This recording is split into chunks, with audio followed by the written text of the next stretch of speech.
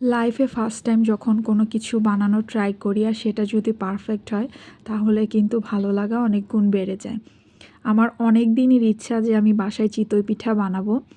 কিন্তু আমি যেহেতু আগে কখনো বানাইনি তো সাহস করতে পারছিলাম না। তো এই মাটির সাজটা প্রায় ১ বছর আগে কেনা হয়েছিল। তো বানানো হয়নি। আর তো সেদিন সাজটা দেখার পরে হচ্ছে আমার বারবার মনে হচ্ছিল যে একটু বানাই দেখি কী অবস্থা।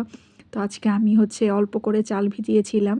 তো ভেজানোর পরে একটু ভয়ে ছিলাম যে কেমন না কেমন হয়। তো বানানোর পরে আমার মানে হচ্ছে এত আনন্দ লাগছিল, মানে এত সুন্দর পিঠা দেখে আমার খুবই খুশি লাগছিল। তো আমি এখানে হচ্ছে ধনেপাতা ভর্তা আর হচ্ছে মুরগির মাংস নিয়েছি। তো মুরগির মাংসটা হচ্ছে আমি একটু ঝোল করে রান্না করেছিলাম হচ্ছে পিঠা দিয়ে খাওয়ার জন্য। তো পিঠা একদম পারফেক্ট হয়েছে।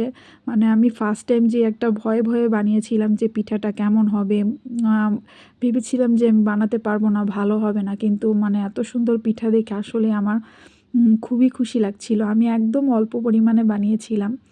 যে আমি শিওর ছিলাম না যে এটা কেমন হবে খেতে, বানাতে পারবো কি পারবো না।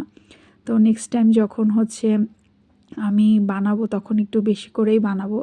খুবই মজার আর আনন্দ লাগছিল, আলহামদুলিল্লাহ।